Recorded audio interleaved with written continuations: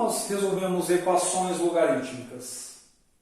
Equações logarítmicas são equações que envolvem a função logarítmica na variável, ou seja, na incógnita. A incógnita que eu quero achar está dentro da função log. Então, como a função logarítmica é a inversa da exponencial, ela é bijetora. Então, em particular, ela é injetora.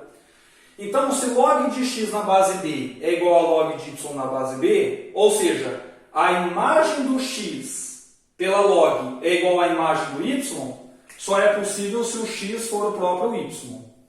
Na prática, o que está escrito aqui, se você tem log na mesma base em ambos os lados, você pode cancelar o log e, por outro lado, se você tem a igualdade entre duas expressões, você pode aplicar o log em ambos os lados desde que eles estejam na mesma base. Tá? O que é muito importante. Desde que estejam na mesma base. Não se esqueça que aqui o x tem que ser maior que zero, o y tem que ser maior que zero, o b, além de ser maior que zero, tem que ser diferente de 1. Tá? Porque o nome disso aqui, para quem não lembra, é condição de existência. Tá? Não é sempre que existe o log de algum número. Então, vamos fazer um exemplo aqui. Ó. Como que eu resolvo esse log? Olha, aqui eu tenho o log desse lado, o número do outro. Tem muito segredo, né? Eu uso a definição. Ó. 2 elevado à quarta tem que dar 3x menos 1. Então eu escrevo isso. 2 elevado à quarta tem que ser igual a 3x menos 1. Então eu tenho que 3x é igual, aqui é 16, passo para lá, vira mais 1, então dá 17. E aí eu tenho que o x é 17 terços. Certo? Acabei? Não, eu tenho que verificar a condição de existência. Eu posso fazer de duas formas. Uma delas é eu verificar direto aqui, ó. Eu sei que o 3x menos 1 tem que ser maior que zero, né? Ó, condição de existência. Porque eu logaritmando. Então o x tem que ser maior que 1 terço. Né? E o 17 terços é maior que 1 terço. Portanto, é solução. Ou eu poderia fazer direto como? Eu pego 17 terços e coloco aqui no lugar do x. Né? Se isso daqui der um número positivo é porque está tudo sob controle, isso é solução. Se der negativo, não é solução. Tá? Por exemplo, vamos fazer mais um aqui. Ó. Eu tenho log na base 1 terço de um lado, log na base 1 terço do outro. O que eu posso fazer? Cancelo. Né?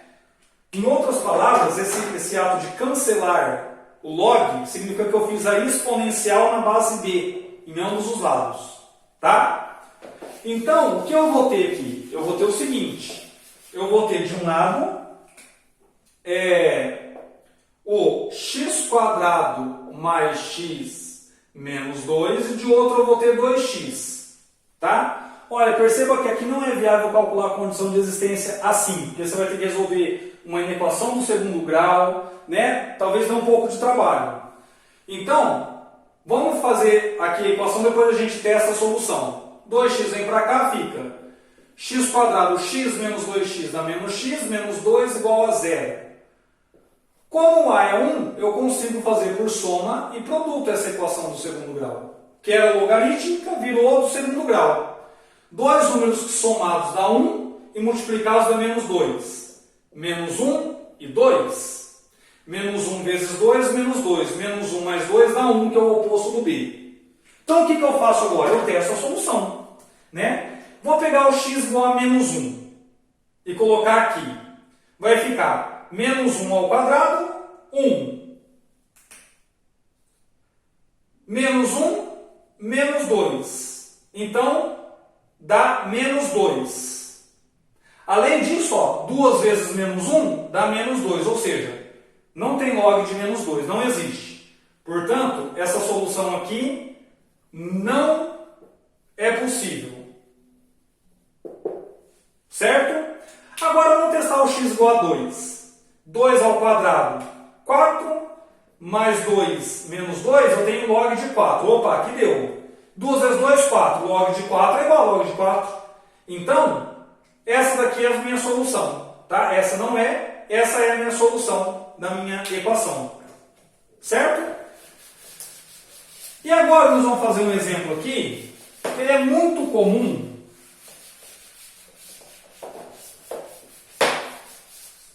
Aparece bastante, né, esse tipo de equação.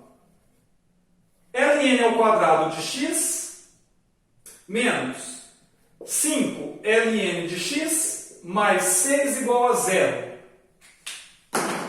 Professor, mas como que eu resolvo isso?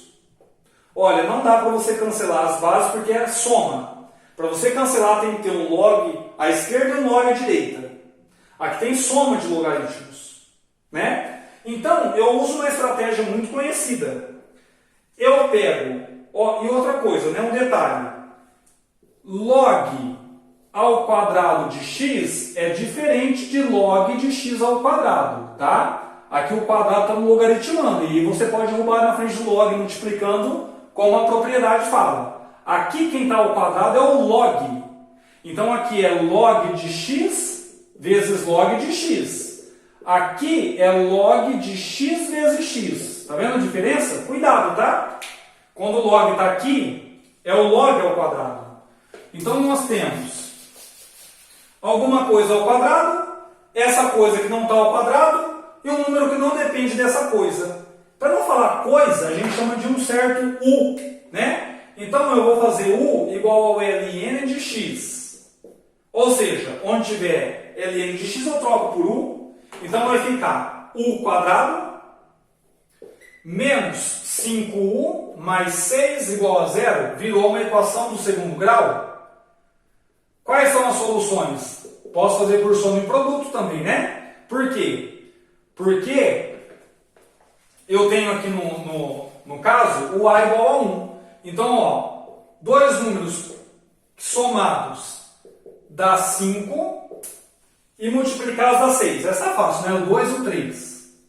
Mas eu não quero u, eu quero x.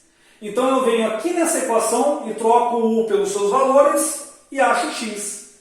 Então, ó, daqui eu tenho o seguinte. Eu tenho que ln de x é 2. E daqui eu tenho que o ln de x é 3. Né? Só troquei o u pelo ln. O ln é o log na base e. Então fica e elevado ao 2 que dá x. Então x é e ao quadrado.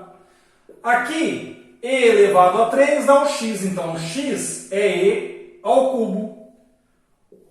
Então essas são as minhas soluções para essa equação aqui. Perceba que aqui eu teria que substituir no lugar do x para ver se fica positivo. E fica, né? Porque e, para quem não lembra, é o número de Euler, constante de Euler, que vale aproximadamente 2,71, né? Constante de Euler. Então, isso significa o quê? Que um número positivo ao quadrado continua positivo, e um número positivo ao cubo continua positivo. Então, sim, essas são as duas soluções para a minha equação logarítmica, certo?